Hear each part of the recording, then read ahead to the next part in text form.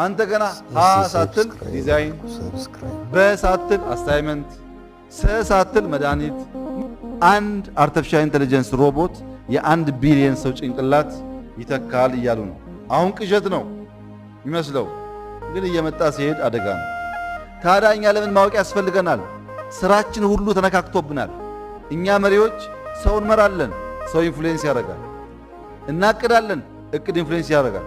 ሪሶርስ እንሰበስባለን፣ ሪሶርስ ኢንፍሉዌንስ ያደርጋል። የምንሰራውን ስራ በሙሉ የሚነካውን ነገር አናቅህም፣ አያገባኝም ብንለው በእኛ ሳይሆን በልጆቻችን ሌላ ዕዳ ይሸጋገራል። ልጆቻችን ዕዳ እንዳይሸጋገርባቸው በልካችን አውቀን ቢያንስ እንዲያውቁ ቢያንስ እንዲያነቡ ማመላከት ያስፈልጋል። መቼ ነው ኮምፒውተር የምታደርገው? በከፍተኛ ፍጥነት ደሊቨር ስለሚያደርግ ማለት ነው። መደበኛ ኮምፒውተር ሱፐር ኮምፒውቲንግ ስራ ሲጀምሩ ቦታ የላቸው። እነዚህ ደግሞ በጣም ያረጁ የማይሰሩ ይሆናሉ። ታስታውሱ ከሆነ ድሮ ዴስክቶፕ ሲከፈት ኦን ለማድረግ ራሱ ጊዜ ይፈጃል፣ አረስታችሁ ካስተቀረ። አሁን ኳንተም ሲጀመር እነዚህ ጉዳዮች ሰው በእጁ አይነካቸውም። በጣም ስለው ናቸው።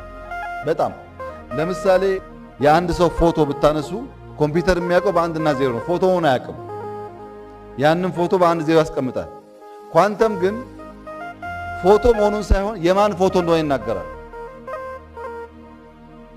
ኳንተም እስካሁን አልተሳካም። በቅርቡ ጎግል ኳንተም ኮምፒውቲንግ ሰርቻለሁ ብሎ ሪፖርት አቅርቧል። የጎግል ኳንተም ኮምፒውቲንግ በ6 ሰከንድ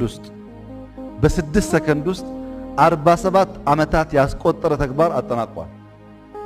በ6 ሰከንድ ውስጥ የ47 ዓመት ሥራ ሰርቷል። አስቡት ስፒዱን እንግዲህ። ድሮ ፋክስ ነበር፣ ኢሜል ነበር፣ ፈጠናል። አሁን ደግሞ በጣም ሰፋፊ ፕሮሰሶች ረዥም ጊዜ የሚወስዱ በደቂቃ። ይህም ቤት ዲዛይን ማድረግ ቀናት ይፈልጋል ለሰው፣ በሰከንድ